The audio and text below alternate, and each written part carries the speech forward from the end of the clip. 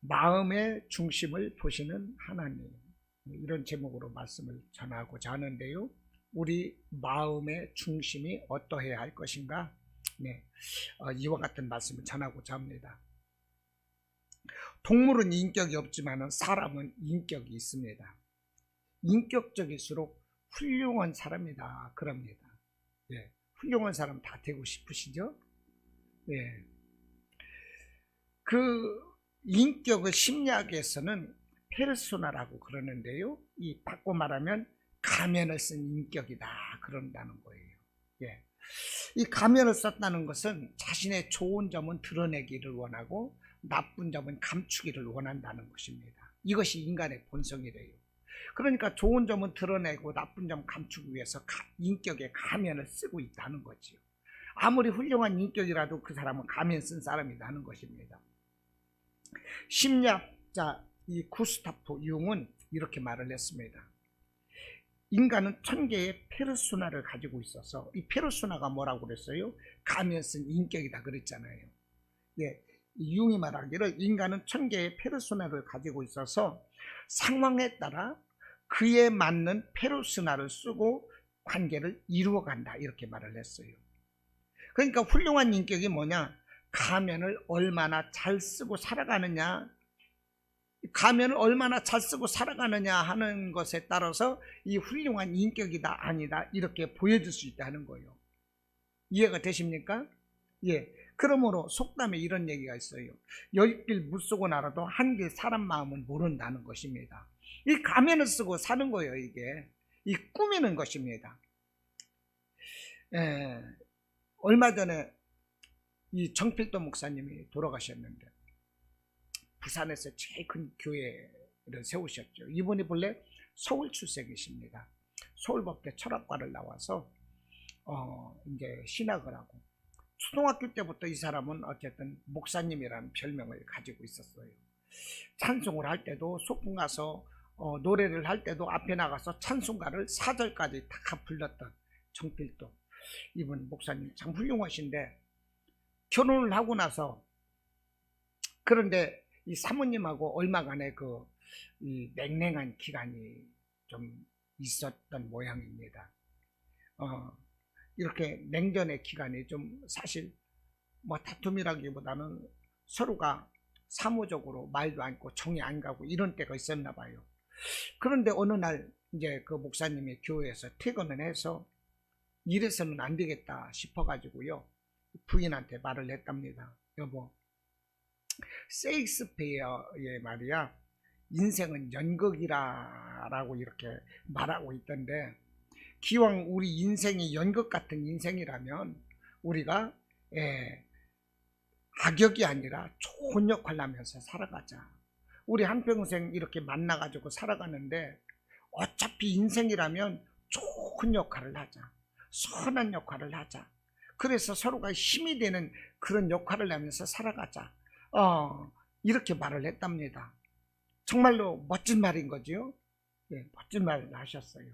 그러면서 우리가 기왕 인생과 연극이라면 정말로 우리는 좋은 그런 삶을 연극을 하며 살아가자.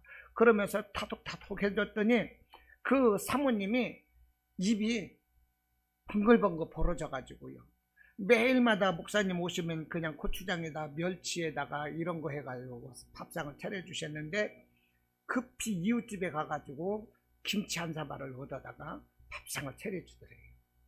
그 김치가 정말로 생애 가장 맛없는 김치였답니다. 먹을 수 없는 김치. 얻어왔는데. 근데 그 사모님이 그걸 아셨는지 그 다음날 그냥 막 그 김치거리 같은 거 사다가 김치를 맛있게 담아가지고 이렇게 달라지더라는 거예요. 이게 뭐냐면 마음의 중심이 이렇게 중요하다는 것입니다. 이해가 되시죠? 그렇게 냉전처럼 이렇게 그 관계가 그랬는데, 정말로 기왕 이 연극 같은 인생이라면 좋은 연극을 하자, 좋은 역할을 하자, 악역을 하지 말고 선한 역할을 하자. 이런 말, 이게 마음의 중심이 이와 같이 중요하다는 거예요. 오늘 이제 본문으로 갑니다. 이 본문 다윗의 이야기인데요. 이 다윗은 그 아버지 이새의 그 8아들 중에 막내 아들인 것입니다. 막내 아들이에요. 근데 이제 사무엘 선지자가 하나님께 말씀을 들었어요. 이 이새의 아들들 중에서 하나를 택해서 기름을 붓고 왕으로 삼으라. 그렇게 해서 사무엘이 이제 그 다윗에게 기름을 부으려고 이새의 집으로 왔습니다.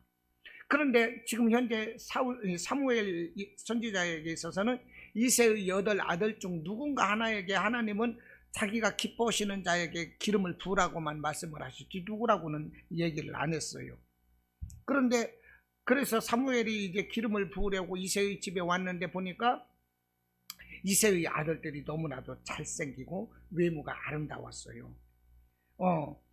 그 타고난 차지를 가지고 있었던 것입니다. 그래서 6절을 보면 이렇게 뭐라고 6절 말하냐면은 6절 보면은요, 그들이 이제 이새의 아들들이 오면 사무엘이 엘리압을 보고 마음에 이르기를 여호와의 기름 부으실 자가 과연 주님 앞에 있도다. 이게 뭡니까?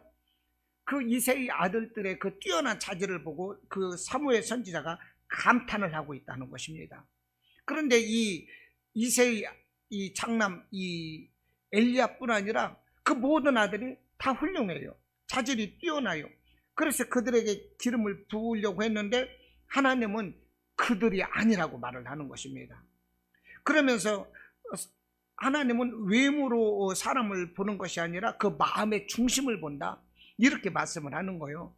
그래서 오늘 16장 7절 이 상반절에서 보면 뭐라고 합니까? 하나님께서 내가 보는 것은 사람과 같이 아니하나니 사람은 외모를 보거니와 나 여호와는 중심을 보느니라, 이렇게 말씀을 해요. 사람은 외모를 보지만 나는 마음의 중심을 본다, 이렇게 말을 하는 것입니다. 여호와는 중심을 보느니라. 이 중심이 뭐냐? 하나님의 판단 기준이 바로 마음이라는 것입니다. 할렐루야. 우리는 외모를 보고 판단을 해요. 그 사람이 얼마나 잘생겼느냐, 멋있느냐, 얼마나 배웠느냐, 가진 것이 있느냐, 건강하냐, 이런 것을 보고 판단을 해요. 그런데 하나님은 마음을 보고 판단을 한다는 거예요. 나 여호와는 중심을 보느니라. 이게 뭐예요? 마음을 본다는 것입니다. 마음을. 여러분, 마음 속에 한 사람의 전 인격이 존재하는 것입니다. 내 마음 속에 내 인격 전체가 존재한다는 거예요. 이를테면 내가 선과 악이 내게서 무엇이 나오든지 간에 내 마음속에 선과 악이 있기 때문에 행동으로 유발된다는 거예요. 내가 기뻐하고 감사하고 또는 원망하고 미워하는 이 모든 이 행동이 내게서 나타나는 것이 있다면 이것은 내 마음 가운데서 그런 원인이 이미 있었다는 거예요. 이해가 되십니까? 내 마음속에 미움이나 원망이 있으면 내가 행동으로 그렇게 되는 것이고, 내가 기쁨과 감사가 있으면 그렇게 되는 거예요. 저는 오늘 또 예배 찬송을 하면서 그것을 깨달았는데요, 목사에 있는 것이 그대로 나온대요. 목사에 있는 것이 그 교회에 나타난대요. 그러니까 목사가 기쁘면 성도들에게 기쁜 모습이 나타나고, 목사가 실망하고 목사가 뭔가 시험에 들면 그 모습이 성도들에게 나타나는 거예요. 그러니까 성도들에게 기쁨을 주고 감사를 주고 축복을 주기 위해서는 목사가 그런 것으로 먼저 채워줘야 되는 거거든요. 그것을 생각하며 저는 오늘 또 예배를 드렸어요. 시작을 하면서부터. 요즘 제가 중점적으로 말하고자 하는 것이 무엇인가, 예배를 드리면서 문득 생각이 나더라고. 제가 여러분들에게 요즘 드리고자 하는 거, 주고자 하는 거, 이게 뭐냐? 긍정적인 것, 일어나 걸으라는 것입니다. 그러기 위해서 제가 중점적으로 요즘 생각하고 말하는 것이 무엇이냐? 성령을 받아야 한다는 거예요. 여러분 그거 요즘 조금씩 느끼십니까? 예, 우리는 올 한 해 일어나 걷기를 원해야 되는 것이고요. 그러기 위해서는 전적으로 주님께 의지해야 돼요. 주님의 역사가 내게서 나타나야 돼요. 그러려면 성령의 역사가 나타나야 돼요. 예, 제가 지금 뭐 대본에 없는 말씀을 하고 있지만 중요한 게 뭐냐? 우리의 마음 속에서 우리의 행동이 유발될 수 있는 그 원인적인 것이 다 들어있다는 것입니다. 하나님은 무엇을 보느냐? 마음의 중심을 본다는 거예요. 할렐루야. 우리가 잘 아는 대로 다윗 왕은 하나님께 인정을 받았고 사울 왕은 버림을 당했어요. 이 사울 왕이 이 하나님께 버림을 받았던 것이 무엇입니까? 사울 왕의 인본주의적인 생각이 있었던 것입니다. 인본주의적인 신앙적인 것이 아니라 인본주의적인 그런 불신앙에서 비롯되는 이 교만, 이것이 그 마음에 있다 보니까 그 행동이 불순종하는 것으로 나타났던 것입니다. 그래서 하나님이 말씀하시는 것과 반대로 불순종하는 모습이 여러 번 나타나요. 그래서 제사장만이 드려야 될 그 제사 행위를 자기가 행하게 되었던 것이고요. 하나님께서는 사무엘을 통해서 아각 왕도 아말렉을 쳐서 아각 왕도 죽이고 모든 짐승도 죽이라고 그랬는데 왕도 살리고 살찐 짐승을 빼돌렸어요. 이게 왜 그렇습니까? 그 마음 가운데 하나님이 안 계신다는 거예요. 자기가 아무리 좋은 말로 둘러댄다 할지라도 그 마음에 하나님이 안 계시니까 이런 불신앙적인 모습이 막 나타나는 거예요. 그 결국은 무엇입니까? 하나님으로부터 폐위당하는 거죠. 그러고 나서 사울 왕을 폐위시키면서 다시 왕을 세우기 위해서 오늘 본문에서 다윗을 선택해서 기름을 붓고 이제 왕으로 세우는 것입니다. 그러니까 우리 마음 중심이 얼마나 중요한 것입니까? 마음 중심이 오직 하나님 중심적으로, 할렐루야, 하나님을 신뢰할 때 하나님은 나를 선택하시고 내게 기름을 부으시는 거예요. 이해가 되시죠? 자, 12절 보면 다윗을 이렇게 표현을 합니다. 이제 그 7 아들들에게 기름을 부었는데 7 아들들에게 하나님이 이는 그가 아니다 이렇게 말을 하는 거예요. 그래서 사무엘이 당신에게 아들이 또 있느냐 하니까 아들 하나가 있는데 그 아들은 별 볼 일 없고 막내인데 그냥 멀리 들판에서 양을 치고 있다. 그러니까 빨리 다윗을 데려와라. 사무엘이 이렇게 명령을 했죠. 그래서 다윗을 데려와서 다윗을 보니까 12절에서 이렇게 말을 하는 것입니다. 그의 빛이 붉고 눈이 빼어나고 얼굴이 아름답더라. 얼굴빛이 붉더라는 것은요, 순수하고 신앙적인 것을 표현할 때 성경에서는 붉은 빛으로 이렇게 얘기를 하고 있거든요. 근데 실제적으로 다윗의 용모는 아름다웠어요. 그래서 그의 빛이 붉고 눈이 빼어나고 얼굴이 아름답더라. 이렇게 12절 말을 하고 있죠. 근데 7절에서 뭐라고 그랬습니까? 사람은 외모로 보지만 하나님은 마음의 중심을 본다고 그랬잖아요.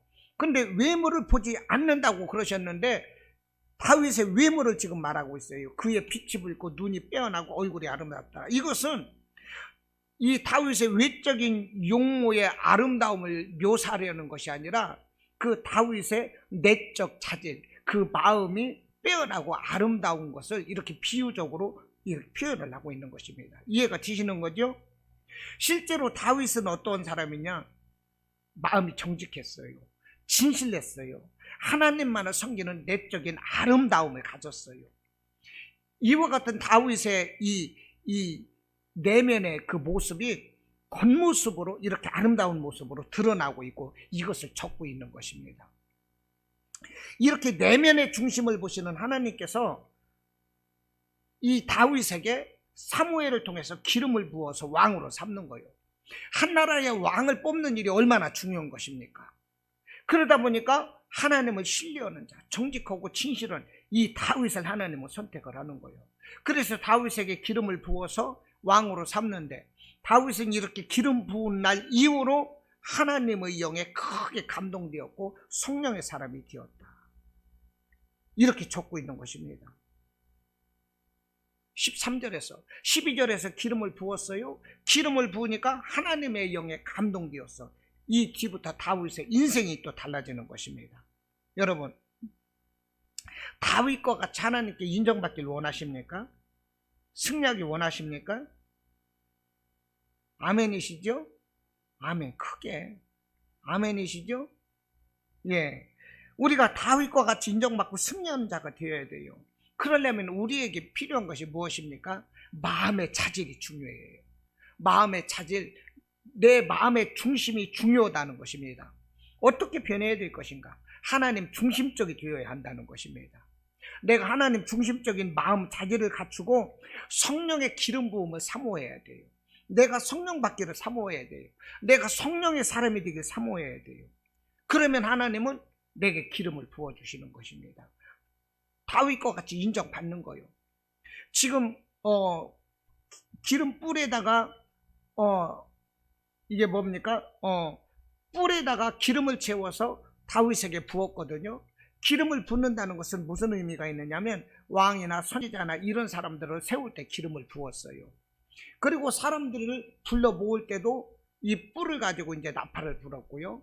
전쟁을 알릴 때도 뿔을 불고, 이 기름을 부을 때는 그 뿔에다가 기름을 부어서 붓고 그랬던 것입니다. 기름을 부으니까 하나님의 영에 감동되었어요. 근데 이 기름을 붓는다는 것은 무엇이냐? 성령을 의미하는 것도 되는 거예요. 그래서 성령을 받으면 어떻게 돼요? 이 오순절날 제자들이 성령 받으니까 은사가 임하고 그들의 삶이 달라지잖아요. 우리 믿음의 사람들은요, 성령을 받아야 되는 것입니다. 할렐루야. 성령 받아야 돼요. 그래서 우리가 이 다윗과 같이 우리의 내면이, 우리의 중심이 하나님 중심적이고 진실하고 정직한 삶을 살고 성령의 기름 부음을 받으면 우리 인생은 달라질 수가 있는 것입니다. 이것이 승리하는 거예요. 할렐루야. 뭐 다른 거 아니에요. 성령 받으면 되는 거예요. 내 마음 중심이 뜨겁게 하나님 중심적이면 우리는 이기고 승리하는 삶을 살 수가 있는 것입니다. 하나님께서는 이 당신의 백성 택할 때 외모나 조건 보지 않는 거예요. 얼마나 잘났느냐, 멋있느냐, 가졌느냐, 배웠느냐, 이런 거 따지지 않아요. 우리 마음 중심을 보신다는 것입니다.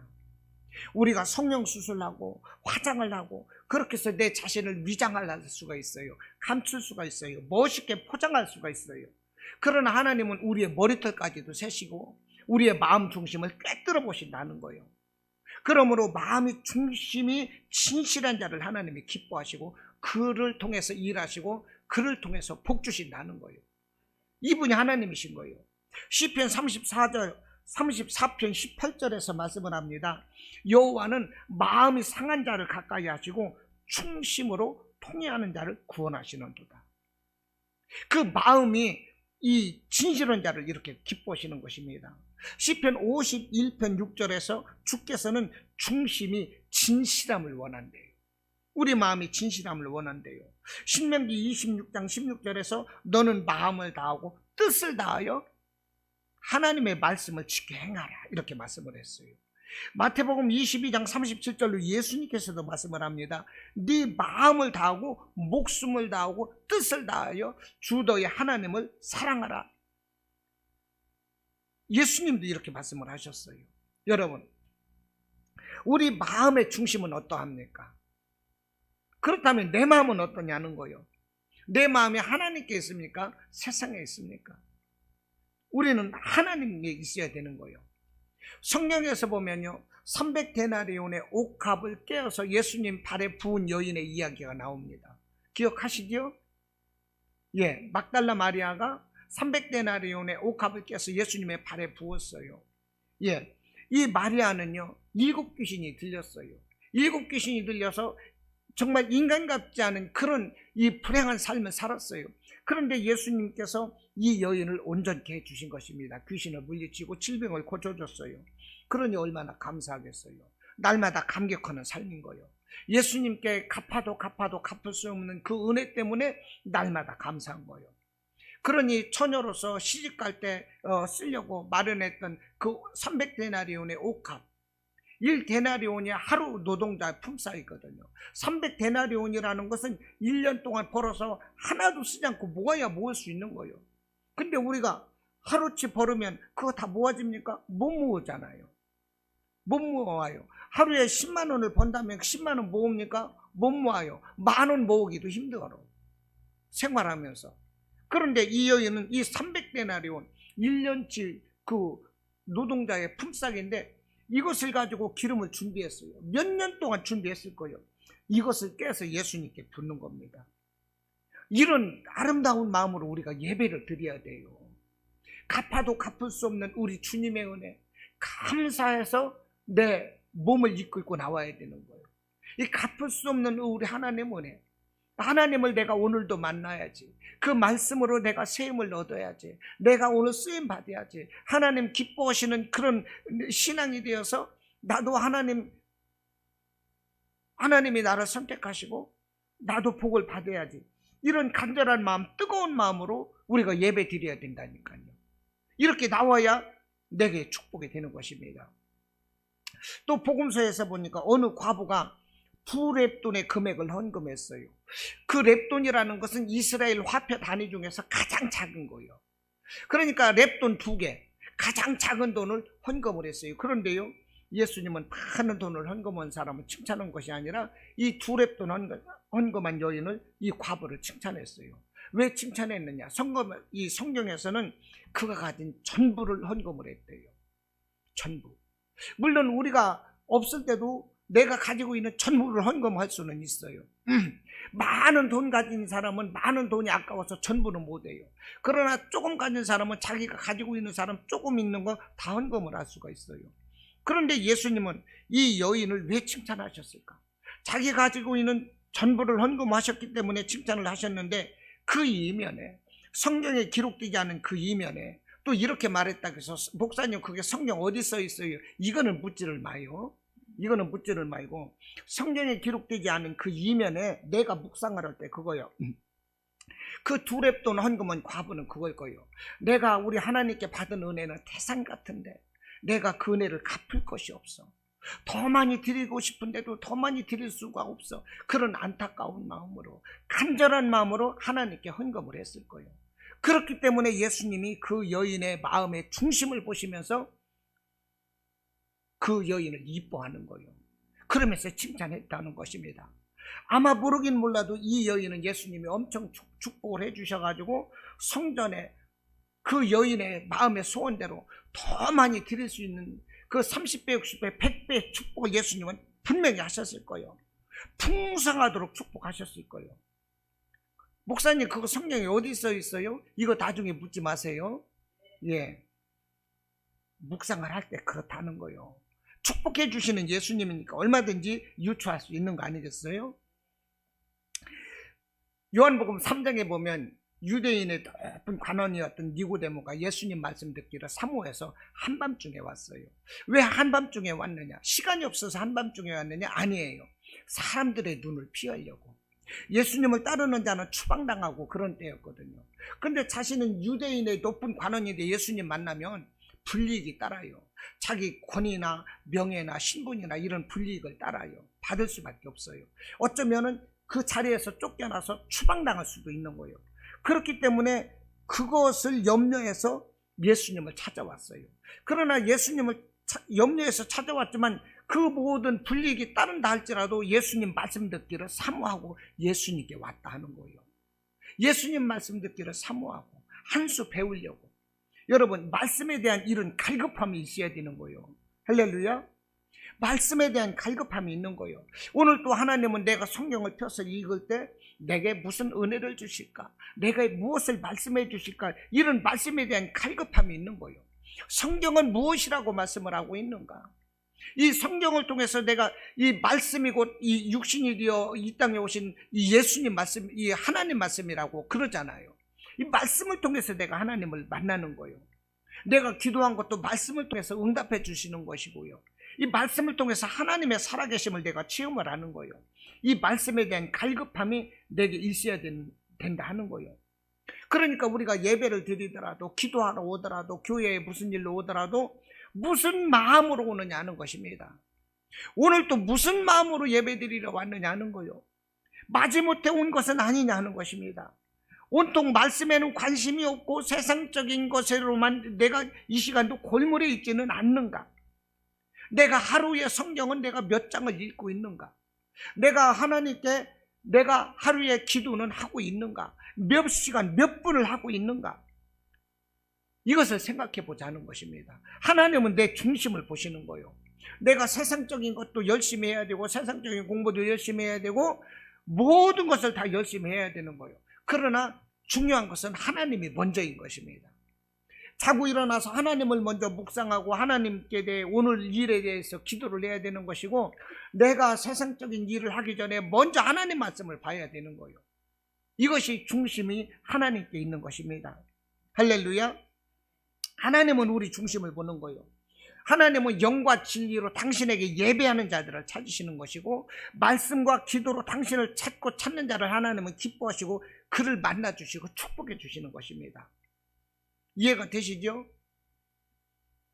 다윗의 가족 중에서 이 다윗이 누구입니까? 가장 약한 자로 인식된 사람이에요.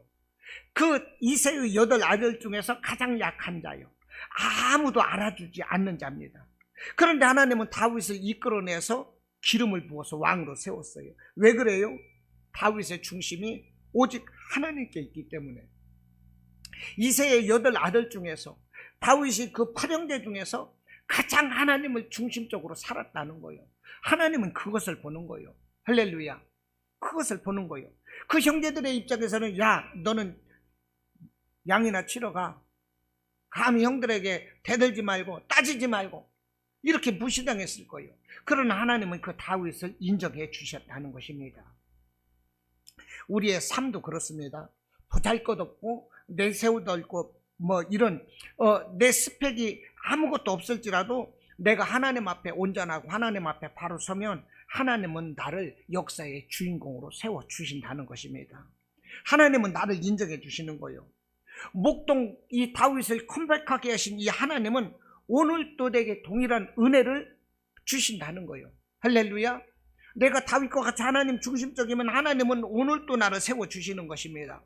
시편 91편에서 말씀을 하는 거예요. 네가 말하기를 여호와는 나의 피난처시라 하고, 지존자가 하나님이시죠. 지존자를 너의 거처로 삼았으므로 화가 네게 미치지 못하며 재앙이 네 장막에 가까이 오지 못하리니 그가 너를 위하여 그의 천사들을 명령하사 네 모든 길에서 너를 지키게 하십니다. 할렐루야. 오늘날도 천사가 역사할까요? 안 할까요? 오늘날도 천사가 있어요. 성령께서 역사하시지만 오늘날도 천사가 함께 하시는 것입니다. 시편 91편 14절로 계속 말씀을 해요. 하나님이 이르시되 그가 나를 사랑한즉 내가 그를 건지리라. 그가 나를 안즉 내가 그를 높이리라. 이 누구 말씀이에요? 하나님 말씀. 그가 내게 간구하리니 내가 그에게 응답하고 그들이 환난 당할 때에 내가 그와 함께하여 그를 건지고 영화롭게 하리라. 누구 말씀이에요? 하나님 말씀. 할렐루야. 이런 하나님의 말씀을 우리가 가지고 사는 거예요. 그러니 이 시간 우리가 예배드리러 왔어요. 사람도 별로 없는데 우리끼리 모였어요. 그럴지라도 우리는 축복받았어요. 이 시간 예배 안 드리고 요즘 꽃이 만발해요. 산으로 들러 가기가 얼마나 좋아요. 공기도 좋아요. 따뜻해요. 덥지도 않아요. 춥지도 않아요. 얼마나 좋아. 여러분, 그럴지라도 세상에 나가서 사망의 음침한 골짜기 가운데서 막 돌아다니면서 좋다 하는 그 사람들은 정말로 그들은 죽어가는 인생들인 거예요. 그러나 우리는 축복받았어요. 하나님의 새 생명, 회복의 기운, 치료의 기운, 이런 것을 우리가 받고 있는 것입니다. 할렐루야. 제가 하나님의 은혜를 사모해서 제가 이틀 전인가 삼각산에 갔어요. 다른 사람들 삼각산에 가서 기도를 많이 했는데 저는 삼각산에를 못 가봤어요. 여기저기 삼각산 기도원에도 여러 번 갔어요. 밤에 철야 예배하러 기도원에 갔는데 그 삼각산 이 돌산 같은 데로 가서는 사실 기도를 못했어요. 다른 산에 가서는 기도를 많이 했어요. 청계산이라든지 갈매산이라든지 이런 데 가서는 했는데 삼각산을 못 갔어. 그래서 삼각산 기도처가 요즘 막 사모어디고 그래가지고 기도처를 찾아갔어. 근데 몇 번 북한산에 가고 그랬더니 그곳이 바로 기도처였더라고. 또 사람들한테 물어 또 인터넷에서 해가지고 형제봉이라든지 뭐 인수봉이라든지 이런데 이 기도처를 찾아서 제가 며칠 전에는 그 기도처를 찾아서 갔어요. 기도처를 찾아가가지고 거기서 대낮에 기도를 하고 왔네. 그냥 막 급히 막 속성으로 기도하는 거예요. 시간이 없으니까 방언으로 두 손을 들고 가파르긴 가파하더라고. 기도를 하니까 너무나도 기분이 좋은 거예요. 상쾌하고 하나님이 내 기도를 들으시는 것 같아. 온 산의 청기를 다 받는 것 같아. 성령님이 막 눌러서 축복해 주시는 것 같아. 그래서 저는 가정을 위해서 기도했고, 제 목회를 위해서 기도했고, 우리 교회를 위해서 기도했고, 성도들 한 사람 한 사람을 위해서 기도했고, 아파하는 사람들을 위해서 다 기도했어요. 너무나도 기분이 좋더라고. 앞으로 이제 일주일에 한 번 정도는 시간을 내서 밤에 산기도를 가려고 그럽니다. 그 후레시불도 마련해 놓았어. 이제 가방에다가 물을 넣고, 이제 간식 하나 넣고, 이 겨울에, 이 한여름에 삼복더위인데도요, 삼각산 인수봉 같은 데 꼭대기 올라가면 춥대요. 밤을 새우려면. 이 파카 잠바 같은 거, 이런 것을 가지고 가야 된답니다. 그리고 비닐을 둘러써야 밤을 지샐 수 있대요. 그렇게 춥대요. 저 일주일에 한 번쯤은 가서 이제 기도하려고. 교회에 와서도 기도하고, 이제 전도도 해야 되고, 시간이 너무 없어. 회사를 때려쳐야 되는데, 이거. 시간이 너무 없는 거예요. 정말 지금 요즘에 막 이렇게 불타요. 은혜가 막 사모되는 거예요. 할렐루야. 마음 중심이 어디에 있느냐? 하나님 보신다니까요. 하나님은 선포하는 것을 기뻐하시는 거예요. 우리가 선포하는 것은 믿음이 선포되는 거예요. 우리 마음 중심이 있는 것이 말로 선포되거든요. 좋은 일을 막 선포하세요. 올해는 100명이 올 거야. 부흥될 거야. 현실로는 안 보여. 100명은 뭐가 100명이냐? 10명 채우기 지금 힘든데. 그러나 여러분, 선포하는 대로 하나님은 이것을 기뻐하시고 이루어 주시는 거예요. 여러분들도 선포하세요. 우리 가정은 이렇게 될 거야. 나는 이렇게 될 거야. 마음에 바라고 소망하는 것을 막 선포하세요. 거울 보며 얘기하세요. 그러면 반드시 이루어질 줄로 믿습니다. 할렐루야. 제가 오늘 말씀 제목이 뭡니까? 마음의 중심을 보시는 하나님이 다는 거예요. 우리 마음 중심을 하나님께 두시기를 바랍니다. 하나님 앞에 진실하기를 바라요. 할렐루야.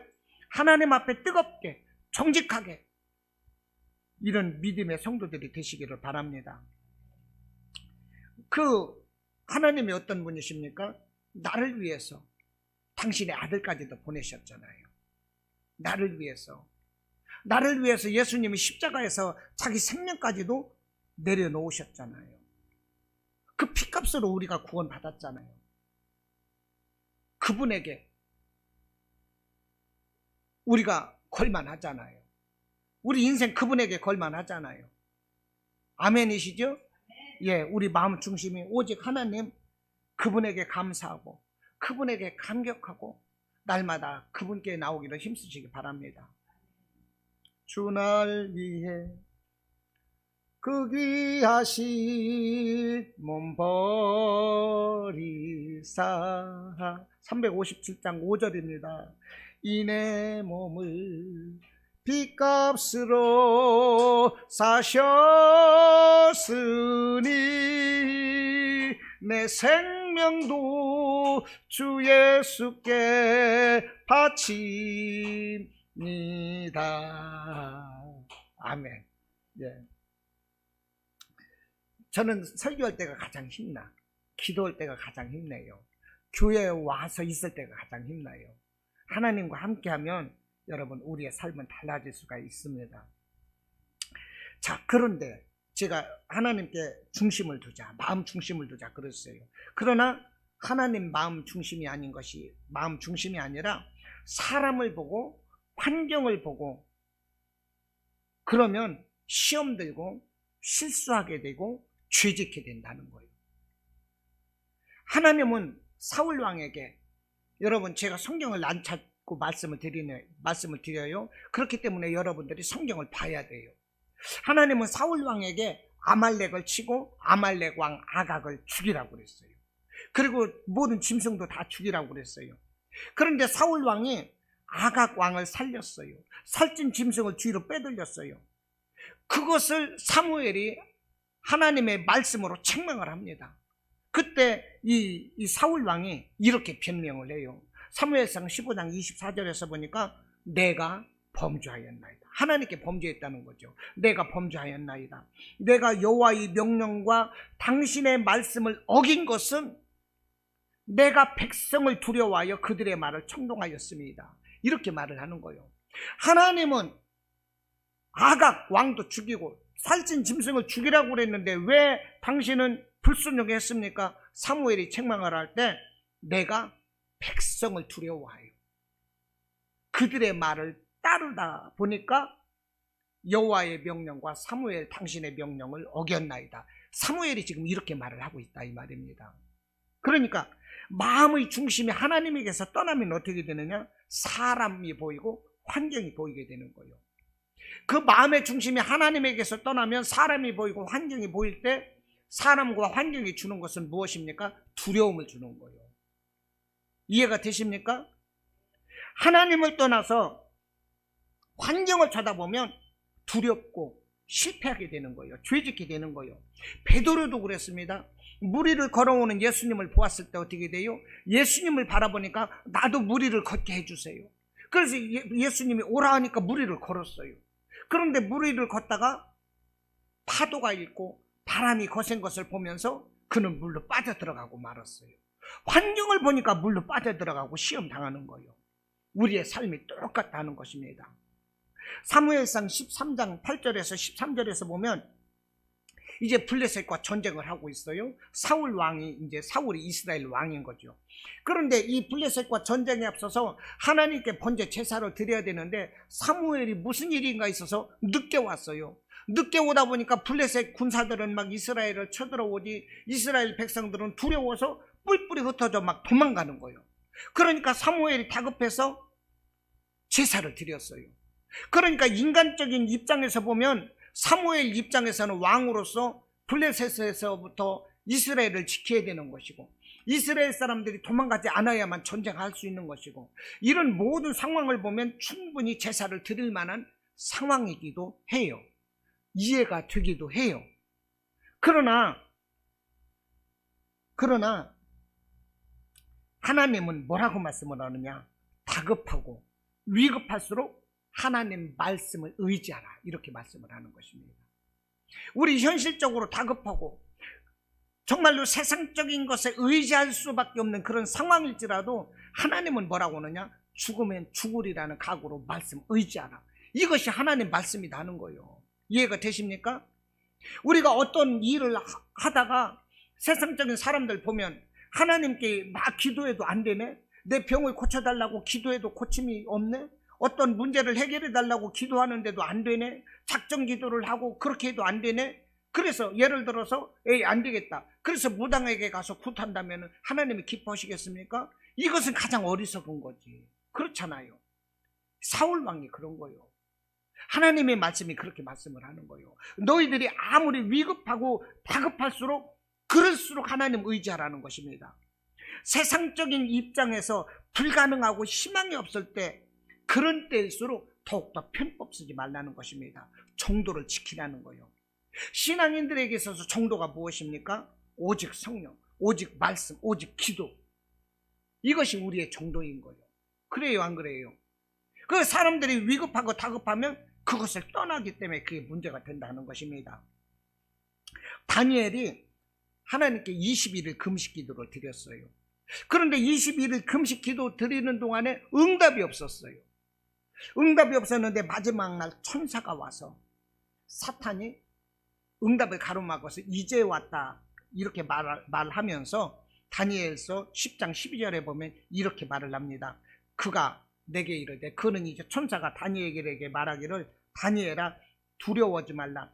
네가 깨달으려 하여 네 하나님 앞에 스스로 겸비하게 하기로 결심하던 첫날부터 하나님 앞에 겸비하기로 결심하던 첫날이 뭐냐? 기도하던 첫날부터 네 말이 응답받았으므로 내가 네 말로 말미암아 왔느니라 이렇게 말을 해요.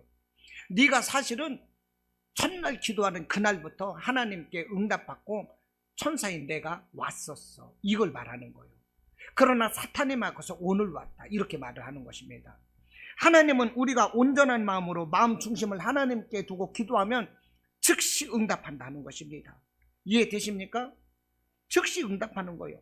하나님은 언제나 우리와 함께 하시고 우리와 동행하시는 거예요. 우리 편, 내 편이요. 그래서 내가 내 중심이 하나님께 있으면 내 문제, 내 질병, 내 어떤 그런 것들이 내가 기도하는 것을 하나님은 응답해 주시고 축복해 주시는 것입니다. 예, 민경욱 국회의원 아시죠? 그분이 박근혜 대통령 정부 청와대 대변인이었어요. 그리고 국회의원을 냈습니다. 이 사람 전직 직업이 뭐냐? KBS 9시 뉴스 앵커맨이었습니다. 이 앵커가 되기 전에는 이제 기자를 했죠. 이 기자. 이 사람이 서울대학교 나온 걸로 알고 있어요. 며칠 전에 간증하는 걸 들었습니다. 며칠 전에 이 사람이 간증하는 걸 들었는데, 이제 그 KBS 앵커를 하기 전에 KBS 기자 시절에 있었던 일입니다. 기자 시절에 이제 무슨 이제 그 보도할 내용을 서로가 기자들이 막 물어와야 되거든요. 그렇게 해서 이제 국장이라든지 이런 사람들한테 허락을 받아가지고 뉴스에 내보낼 것인가 아니면은 뭐 어느 다른 프로그램에 낼 것인가 이런 것을 정하게 돼요. 그런데 이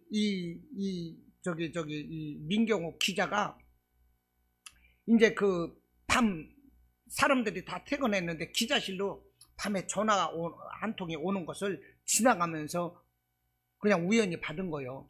그랬는데 그 전화 내용이 뭐냐? 의료사고를 신고하는 내용이었어요. 내가 의료사고를 당했는데 내 억울함을 좀 풀어달라.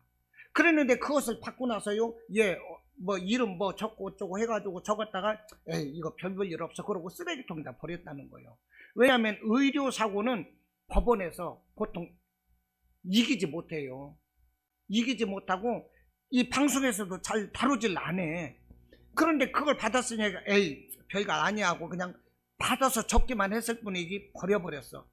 그런데 그것이 삘이 와가지고서 그 쓰레기통에서 다 비워졌던 것을 다시 찾아가지고서 그것을 취재를 했는데, 이제 제보를 했던 사람이 누구냐면 김문자라는 사람인데 유방암이 걸려가지고서 정기적으로 치료를 하는데 갑자기 의사가 몇 번 바뀌고 나서 한 의사가 몸에 전신으로 전이 됐다 이 말이요. 아니 정기적으로 받았는데 왜 전이가 전신으로 됐느냐. 그러더니 그 하루 후에는 급하다고 또 이렇게 말을 하거든. 그러니까 뭔가 너무 안 맞고 이상해요. 내가 정기적으로 1년 그 전부터 내가 치료를 받고 약을 먹었는데 갑자기 전신으로 전이 됐다는 것도 이상하고 급하다고 말하는 것도 이상하고. 그래서 다시 엑스레이를 찍었어요.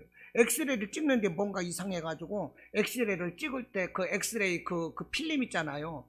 필름을 넣어놓는 이제 김문자 씨의 필름을 넣어놓는 거기에서 그 김문자 씨 남편이 그것을 훔쳐가지고 엑스레이 찍는 데 가서 확 훔쳐가지고서 그냥 냅다 달아나버린 거예요.